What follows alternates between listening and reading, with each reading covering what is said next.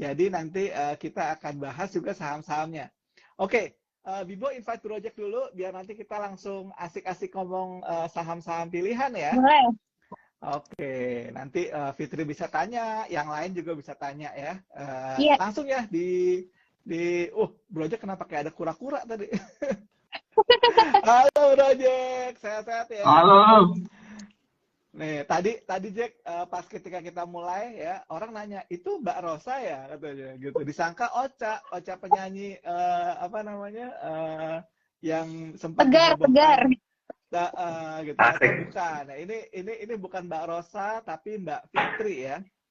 Oke. Halo Mbak Fitri. Halo Project. Oke, nah sekarang kita mulai bicara per saham-sahaman ya. Tadi kan udah tahu overview-nya gitu ya, bahwa Fitri ini fokus di jangka panjang gitu ya.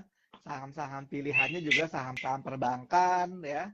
Nah, mungkin kita bisa bahas nih saham-saham perbankan yang andalan ya. Supaya apa? Supaya Fitri dan teman-teman yang lain juga bisa dapat gambaran what should we do ya dengan kita punya porto atau kita punya duit ya.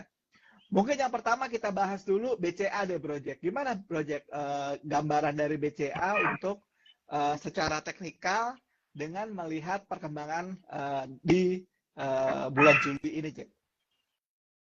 Oke, kalau kita bahas BCA ya, sebenarnya memang sejak pertengahan Juni itu sideways parah ya, dan juga di sini juga agak sedikit over psikologis walaupun sideways. Karena apa? Karena ketika dia sideways kadang open gap up, kadang closingnya gap up dan segala macam, kadang open gap down, tutupnya gap up. Jadi sehingga untuk akhir pekan ini atau bulan-bulan ini sih emang agak kurang menarik ya. Cuman kalau dilihat dari jangka panjang, trennya juga masih uptrend ya. Tinggal kunciannya kalaupun trennya mau berlanjut itu dia harus tutupan di atas 92 ya.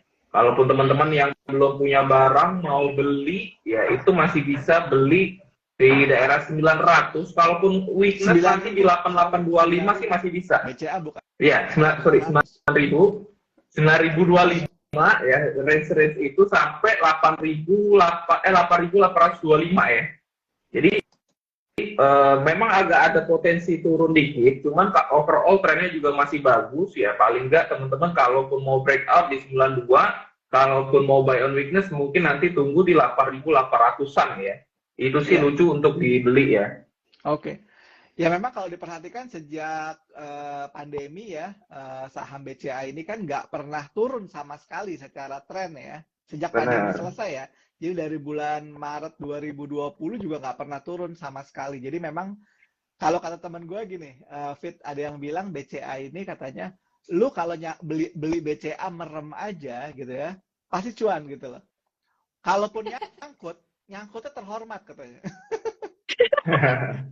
Ketimbang nyangkut kayak di BEPS, Zata, IPPE itu kan nyangkutnya nggak menarik. Makanya tadi bener tuh yang dilakukan oleh Fitri. Satu, lihat fundamentalnya dulu. Kalau bagus, ya universe-nya bagus, nyangkut dikit, periode berikutnya dia ada rebound, top up lagi, beli lagi juga pasti akan balik gitu loh ya. Oke, tadi BCA, Jack. Kemudian gimana dengan BRI, Jack? BRI, oke, coba kita lihat BRI. Kalau BRI sih kurang lebih hampir sama ya, gerakannya juga masih sideways lucu ya, masih agak ringan sideways-nya, range-nya itu di 56 sampai 5350, dan kebetulan sekarang lagi di 5375. Kalaupun mau spekulatif boleh ya, kalaupun supportnya di break nggak usah khawatir ya, masih bisa appraise lagi nanti di 5150-an. Cuman so far sih karena masih sideways, 5350 harusnya kuat sih buat nahan untuk jangka menengahnya ya.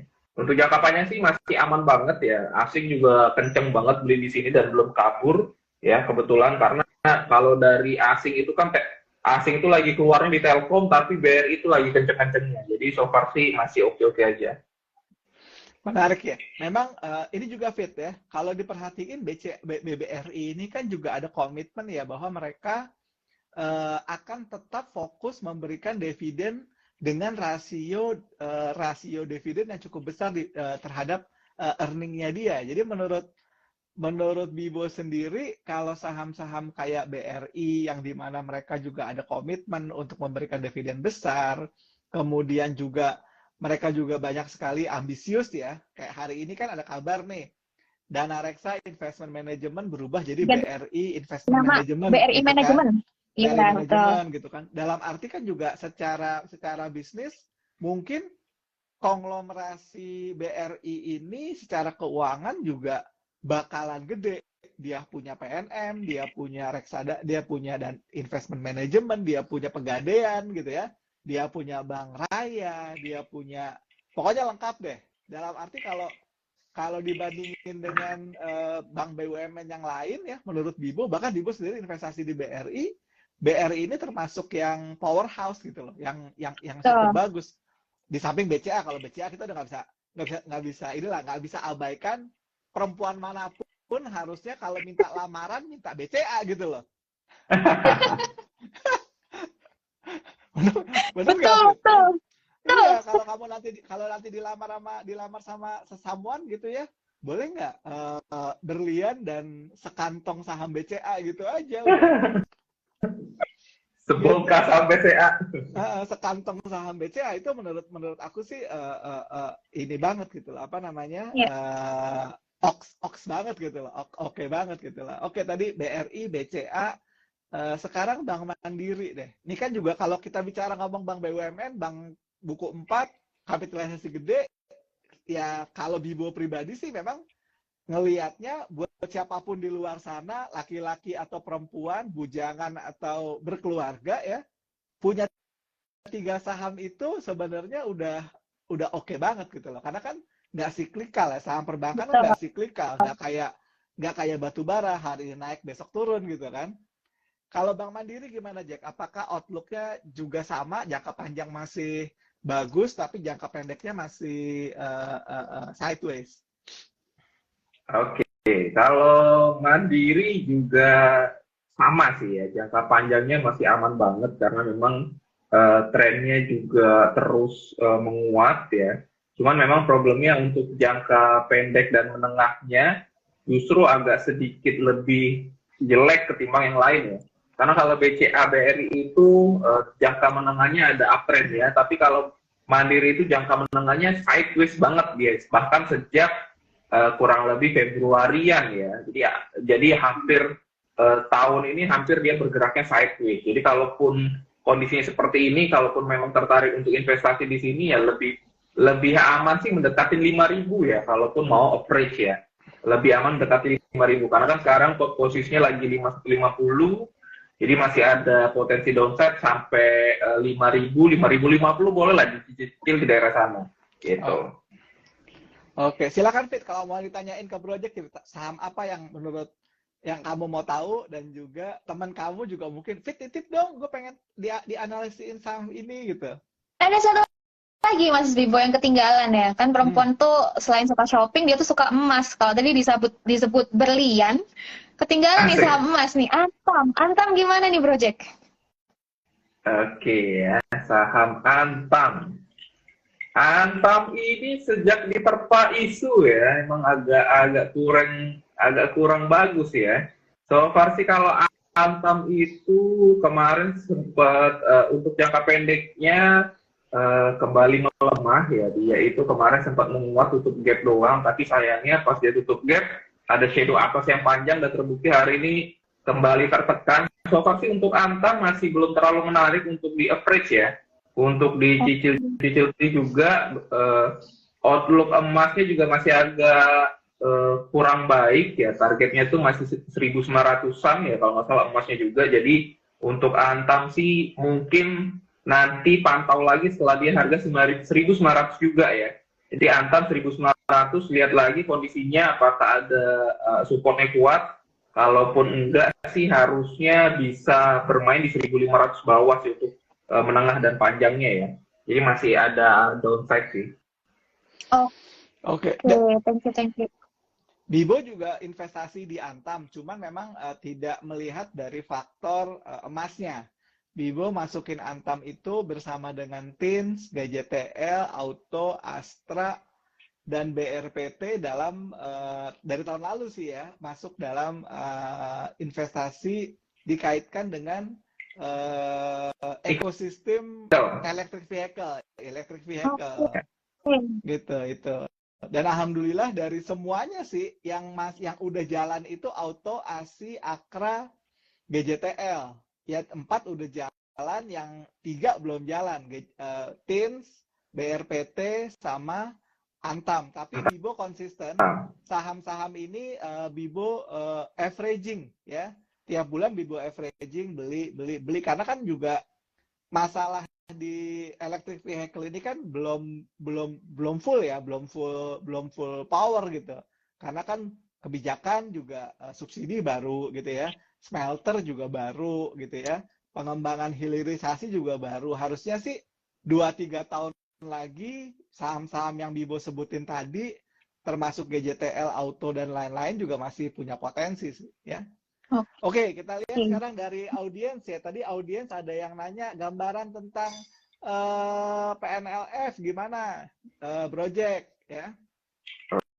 Oke, PNLF ya. PNLF itu hari ini pendeknya sih lagi uji coba support baru ya. Karena kan kemarin 2 hari lalu lebih tepatnya baru break support, baru break resistance 314, hari ini hari ketiga, jadi kita lihat nanti Senin ya, kalau masih bertahan di atas 314 sih boleh ya, targetnya paling nggak sampai 360-an sih masih bisa disamber ya, karena so far sih minor intermediate-nya juga udah uptrend ya, PNLF, jadi so far sih so good ya, tinggal 314-nya ketahan apa enggak.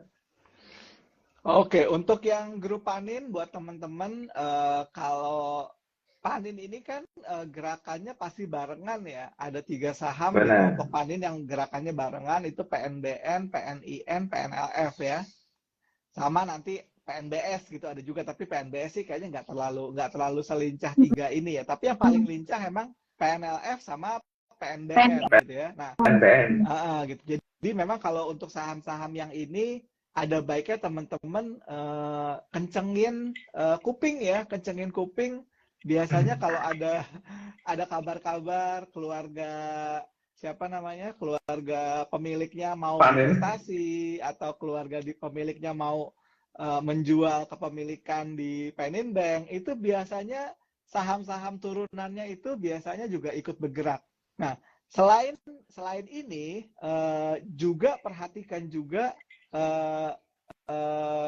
selain Panin ya, teman-teman juga bisa perhatikan juga kelompoknya Victoria, karena masih terafiliasi biasanya sih. Jadi kayak Victoria yang ada Victorianya itu biasanya terafiliasi. Sama kalau asuransi itu ada Magna ya, asuransi Magna, Amak ya, itu juga masih kelompoknya mereka. Jadi ada baiknya kalau mereka lagi bergerak itu masukin watchlist-nya itu sekeluarga semua ya, termasuk PNBS-nya boleh deh, walaupun PNBS itu kayaknya agak lebih berat di gerakannya ya. Oke, itu tadi untuk yang Panin ya. Kemudian nah, ada yang nanya nih soal BJTM Project ya. Ini kan juga salah satu saham yang memang dulu ya, kita ngomongin dulu ya, nggak sekarang ya. Saham BJTM ini dulu memang dianggap sebagai saham deposito.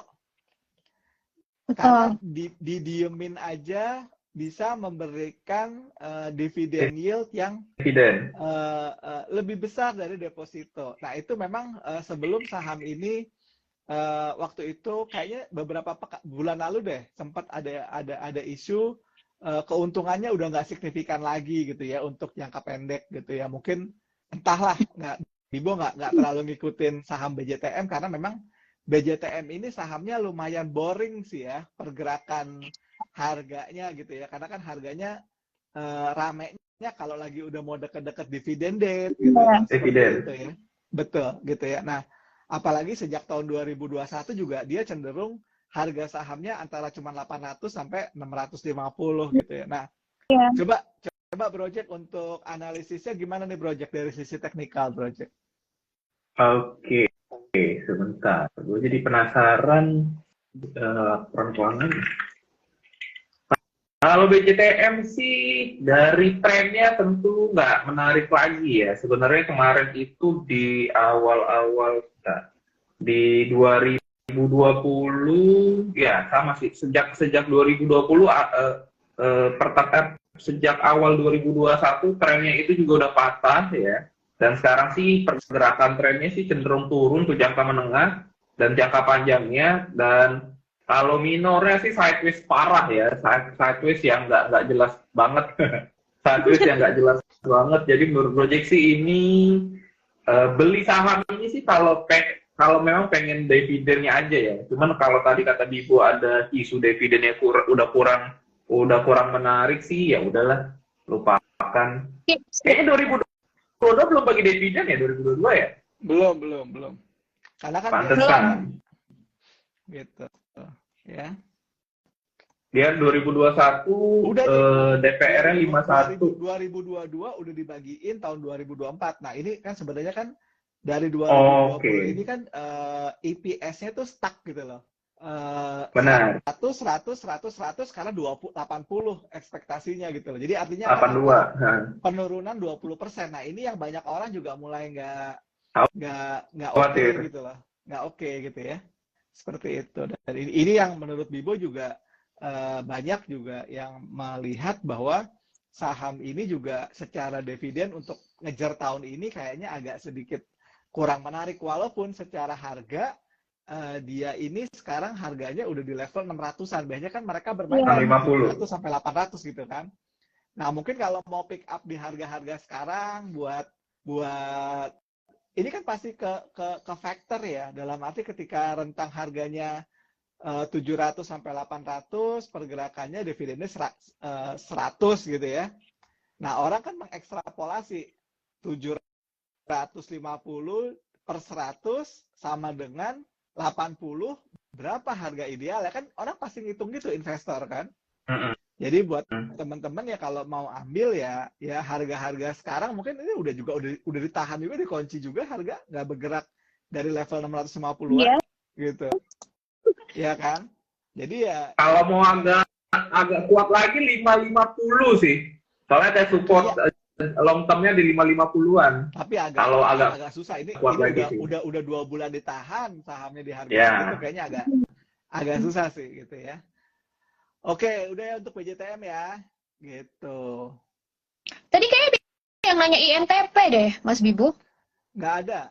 Kalau biar gampang pertanyaan di question ya, biar bisa Bibo ini ya, biar Bibo bisa highlight ya. Nah, nih Jack, ada saham nih yang unpopuler tapi rame pada saat musim Lebaran dan liburan, Ancol. Ramenya Ancol, maksudnya bukan ini ya, bukan yang ramai Ancol ya, sahamnya sih tetap unpopuler juga sih. Apaan sahamnya? PJAA, pembangunan Ancol. Baru tahu gua. Ancol. Ini saking unpopuler. Saham ini sempat naik loh dari awal tahun loh. Karena kan memang ini saham ini termasuk yang digadang-gadang sama orang-orang under value gitu ya. Jadi kan gini ya, biasa gini, saham-saham unpopuler itu menjadi saham-saham inceran para under value investor ya, atau value investor. Dan kemudian mereka kulik, lalu kasih berita, cerita banyak, dan akhirnya boom, ada value sahamnya, ada volume sahamnya transaksi. Gimana di project untuk jangka panjang saham PJAA? PJAA. Gue sih lihat fundamentalnya di sahamologi 2022 sih positif ya. 2019 negatif, 2020 negatif, 2019 positif, 2021 negatif parah, 2022 comeback. Mungkin itu sih alasannya. Itu alasan pertamanya. Cuman kalau dilihat dari tren sih oke ya. Project sih ngeliat sekilas trennya oke banget, cuman pas Project buka sekuritas, lihat transaksinya bolong-bolong cuy. bener-bener saham unpopuler banget banget ini, nggak liquid ya. Cuman balik lagi ya, kalau saham nggak liquid itu memang disukain sama orang-orang investor ya. Kalau dilihat sih trennya sih masih oke, tinggal tunggu konfirmasi break harga 820. Sorry, jangan 820 deh, lebih kuatnya di 840 ya. 840 bisa lanjut trennya. Target terdekatnya sih bisa ke 900. Ya. Jadi memang kalau untuk para value investor ini ya mungkin juga buat pemberitahuan juga gitu. Beda kan tadi ya. Jadi kalau sistemnya Fitri kan gue hanya berinvestasi jangka panjang di saham-saham blue chip ya. Karena kan blue chip ini kan walaupun pergerakan harganya nggak volatile, kemudian juga mungkin gainnya juga nggak se-beggar saham-saham yang undervalue, tapi peace of mind gitu loh ya, peace of mind. Apalagi kalau mereka yang misalnya level sabarnya itu belum seperti level sabarnya LKH gitu Loh. belum seperti level sabarnya ya kan seperti itu. Nah, hal seperti ini yang membuat sebenarnya saham-saham undervalue ini memang perlu stamina lah, perlu stamina untuk dipertahankan, karena ada isu, biasanya ada isu likuidasiannya mereka, likuiditasnya agak sedikit kendor gitu. Dalam arti contoh lah, ketika bicara tentang saham Bank Mandiri, saham Bank BCA, mungkin transaksinya tuh di atas 200 billion lah sehari. Tapi kayak tadi nih, saham PJAA itu transaksi hari cuma 400 juta. Ya. Iya. Nah, untuk saham-saham yang seperti ini memang karena unpopuler, banyak yang tidak melirik. Tapi, buat value investor, gue nggak masalah saham ini mau nggak populer, kayak saham ini mau nggak liquid, kayak kok gue punya understanding bahwa saham ini masih punya prospek. Apalagi kalau kita bicara bahwa saham-saham tertentu kayak tadi ya, kayak saham PJAA ini kan ada pembalikan nasib gitu loh. Pembalikan nasib itu dalam arti reversal of destiny gitu loh. Karena kan dari periode pandemi mereka nggak buka ya, nggak ada orang main ke Dufan, nggak ada orang main ke Pantai Ancol gitu ya. Dan sekarang kelihatan kan di 2022-2023 mulai ada positif result. Dan ini yang biasanya menjadi cerita para value investor untuk mulai membeli saham-saham tadi. Makanya akhirnya sahamnya mulai bergerak. Karena kan supply-nya juga terbatas, demand juga ada yang akhirnya yang pick up, dan akhirnya saham ini mulai jalan. Jadi kalau saham-saham kayak PJA, kenapa sih Bibo nggak rajin bahas saham-saham seperti ini? Ini mungkin saham yang hanya bisa dibicarakan di level-level 10-20 orang.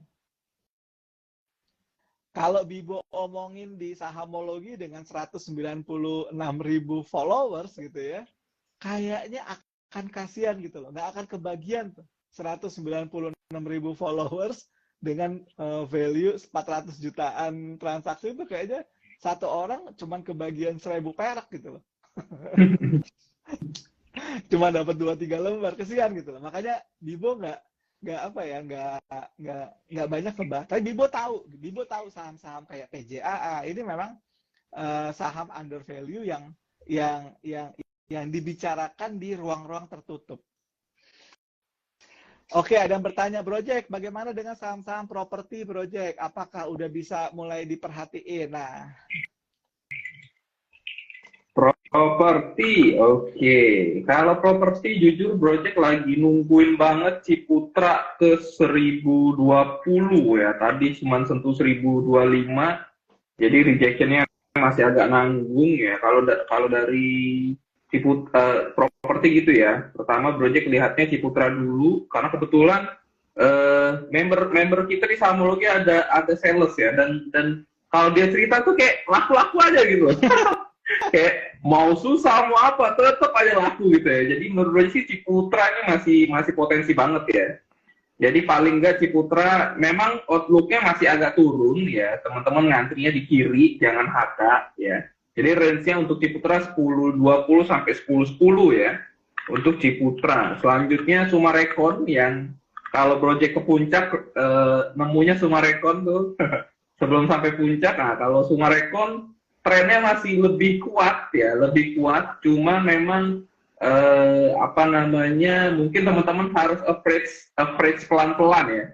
Karena so far juga downside-nya agak tertahan, tapi upside-nya juga sama. Jadi untuk Sumarekon sih lebih aman kalau breakout buy aja di 700 ya Sumarekon.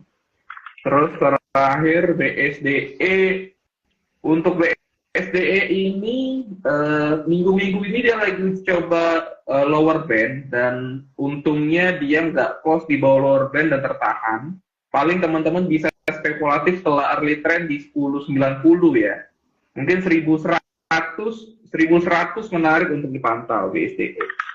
Gitu.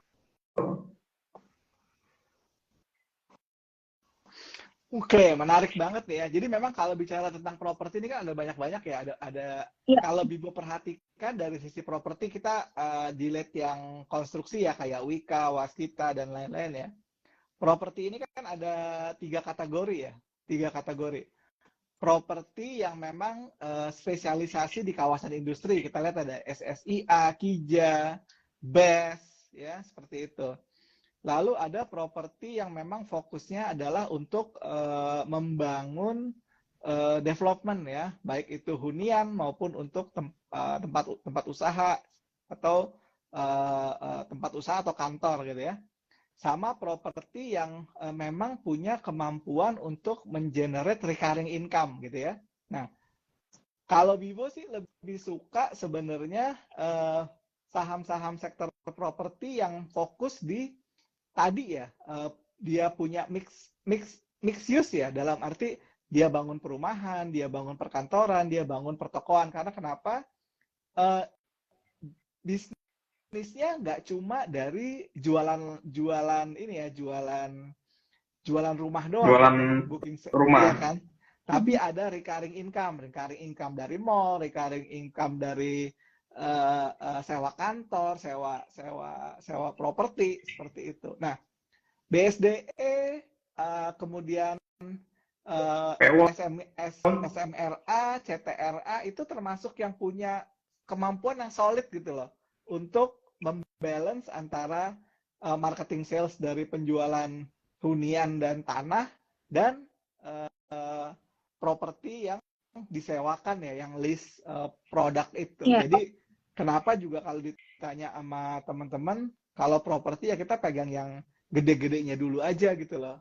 Jangan kita berspekulasi di properti yang, apalagi perusahaan properti yang baru, yang land bank-nya terbatas, seperti itu ya. Karena bisnis properti itu kan kalau misalnya kita cuman ngomongin soal jualan lahan, kalau lahannya land bank-nya nggak ada, lu next year mau jualan apa gitu loh. Ya. Benar. Dan perusahaan properti paling mudah di ini laporan keuangannya. Paling mudah dimainin karena kan dia bisa pakai future value dan segala macam. Itu yang agak tricky. Gitu. Nah, itu yang dikaitkan dengan properti. Oke, kita dua saham lagi ya. Ini kita lihat lagi ada tadi PJAA udah, bank ini udah gitu ya. Sekarang ini deh ya. ESA dan Cevin untuk jangka panjang, ESA dan Cevin. Cevin sempat ramai itu Mas Bibo. Iya, sempat. Itu kan saham Lokeng Hong. Iya. Iya kan? Yang senyap-senyap itu. Oke. Kalau Cevin kebetulan tadi pagi Project juga baru ikutan HK ya. Kalau Bibo kan udah punya kemarin ya. Kalau Cevin lagi ESA Project pagi tadi baru ngajakin HK ya, kebetulan di 665 karena alasan utamanya sih karena dia baru break ya. Dia kan punya resisten di 660 ya. Jadi apa namanya masih punya upside lah ya. Kalau dilihat sih memang dia ada resisten kuat, ada gap di 700-an. Cuman proyeksi melihat harusnya sih karena trennya juga baru terbentuk hari ini, harusnya 725 pendeknya masih bisa dicapai ya. Target pendek dulu di 725 masih bisa disamber ya. Untuk jangka panjangnya kalau diakselerasi di 835. Cuman minimal ke 725 upside-nya masih ada, stop loss-nya di 655 ya. Stop loss-nya bisa pakai 655. Jadi so far sih untuk ESA plus juga volume 3 hari ini oke, jadi masih bagus. Kalau Kevin karena dia udah comeback juga dan yang Project Salus juga hari ini comeback-nya lumayan oke ya, naik 8,65%. Agak sedikit ngeri sih sebenarnya untuk Kevin ini karena yield-nya juga gede banget, volumenya juga gedenya baru sekarang-sekarang, jadi menurut saya sih agak mengkhawatirkan. Mungkin teman-teman bisa analisa intraday aja ya untuk Kevin ya. Untuk jangka panjangnya sih mungkin upside-nya bisa sampai 640 lagi minimal ke sana, cuman kalau proyek pribadi sih agak sedikit worry ya. Mungkin bisa bahas nanti kalau di intraday aja gitu. Ya. Memang kalau saham kayak Kevin ini kan yang kenapa sahamnya betul-betul ada traction-nya dalam seminggu sepekan terakhir ini menarik seperti banyak orang itu kan. Yang pertama dia kan udah absen memberikan dividen, absen ya, udah lama nggak ngasih dividen gitu kan. Nah, kemudian hari ini diputuskan dia juga membagikan dividen dengan rasio bahkan yang lebih besar dibandingkan dengan earning-nya tahun 2022. Karena kan ada akumulatif ya, jadi dalam arti earning yang ditahan gitu ya, ditarik sekarang dibagiin gitu lah. Iya. Memang ketika kita melihat saham-saham yang seperti Kevin ini atau saham lain lah, semalam juga udah Bibu bahas ya tentang dividend trap ya. Kalau kalian nggak bisa mendapatkan saham-saham ini pre-dividend period ya, lebih bagus kalau untuk perspektif investasi belilah post-dividend period. Jadi setelah ex-date sahamnya ada perbaikan harga gitu ya, atau misalkan tidak membentuk low, bisa pick up di situ. Ya ini untuk Kevin ya, untuk Kevin. Karena kenapa? Kita belajar dari beberapa saham yang anjlok setelah dividen ya.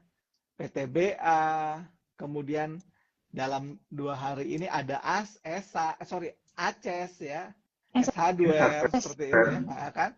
Nah, jadi ketika kondisi ini terjadi dan melihat bahwa saham-saham itu terkoreksi karena ex-dividend date, belilah post-dividend date, ex-dividend date aja.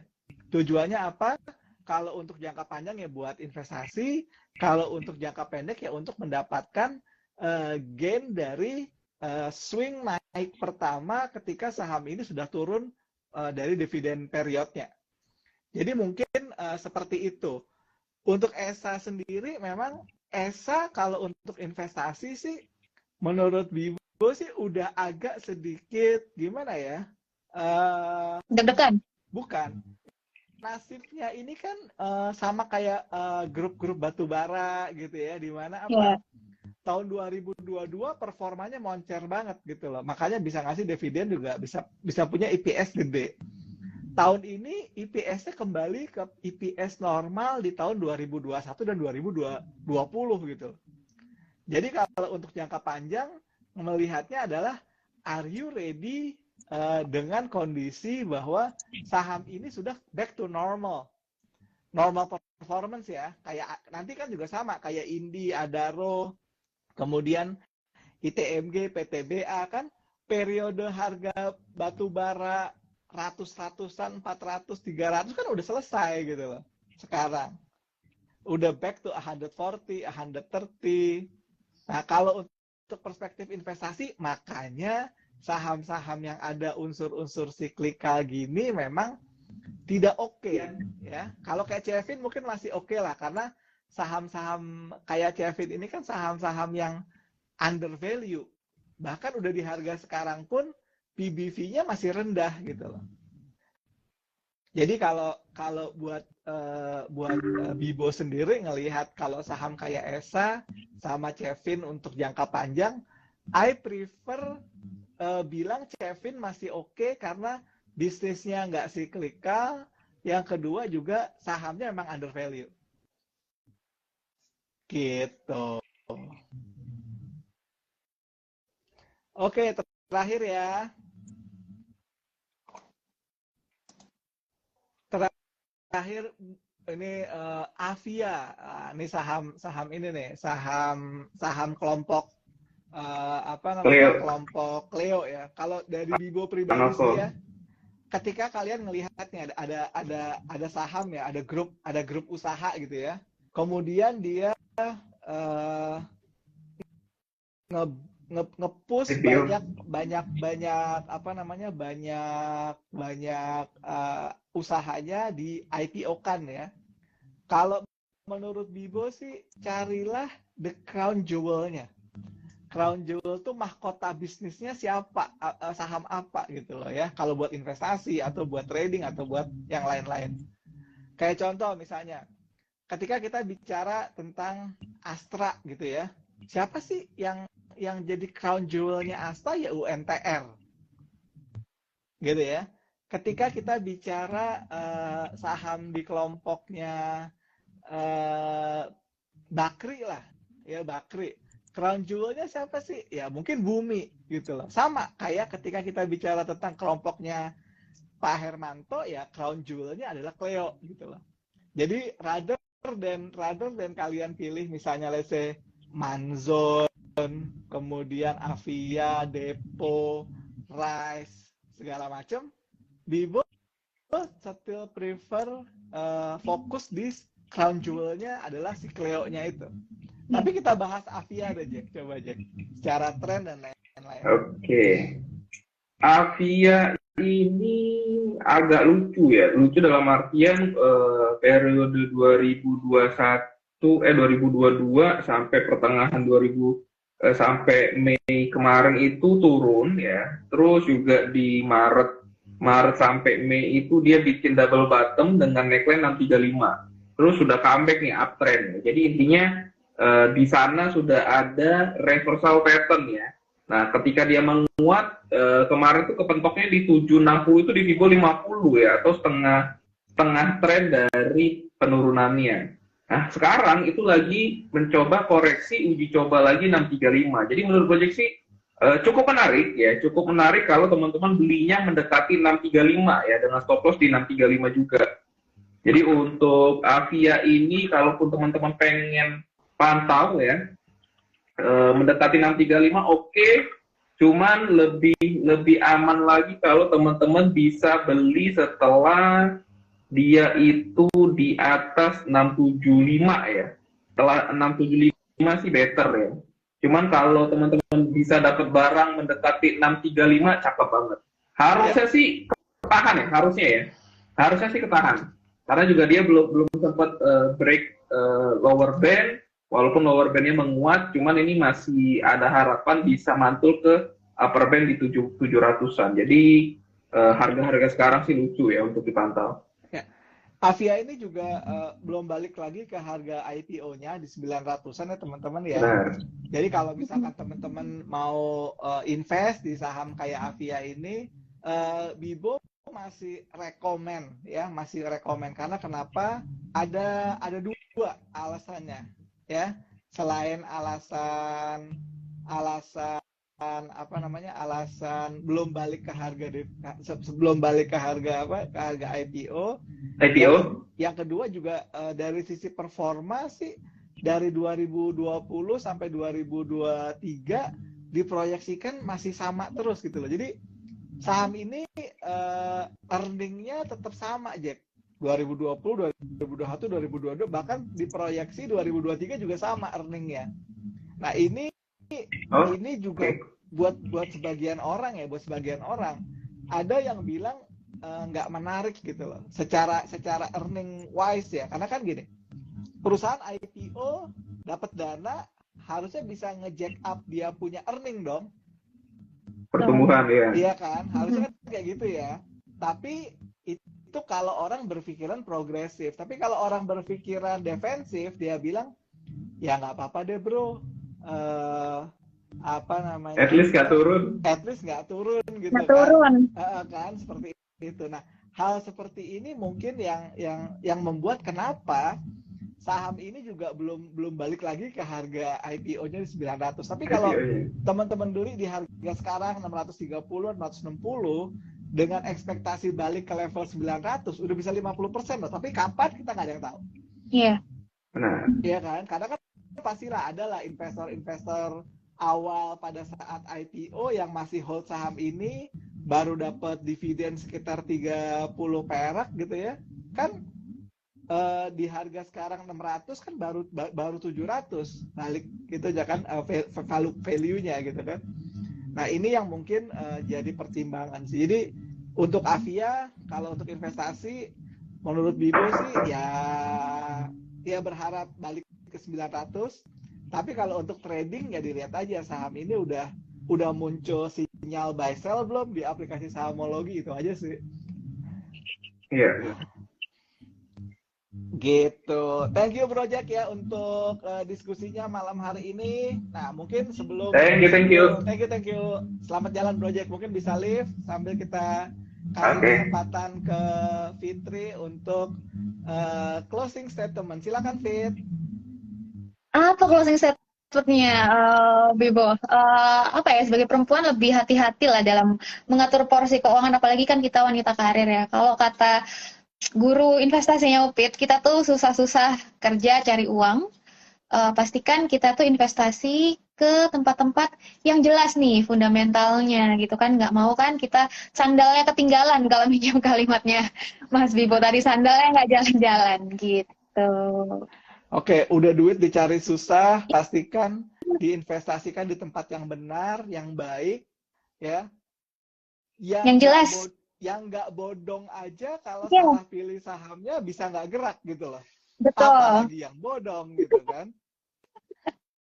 Thank you Pit buat kebersamaannya malam hari ini. Semoga audiens dan juga Sahamologa serta teman-temannya Fitri juga, Upit juga bisa mendapatkan benefit dari diskusi ini, insight juga seperti itu ya, karena banyak hal yang memang kita harus sering sharing supaya apa? Supaya iklim dan juga spirit berinvestasi itu bisa terus tumbuh, baik itu di kalangan perempuan maupun di kalangan anak-anak muda, generasi muda gitu ya. Thank you, selamat malam dan sukses Fit buat kamu. Bye-bye. Bye-bye. Happy weekend.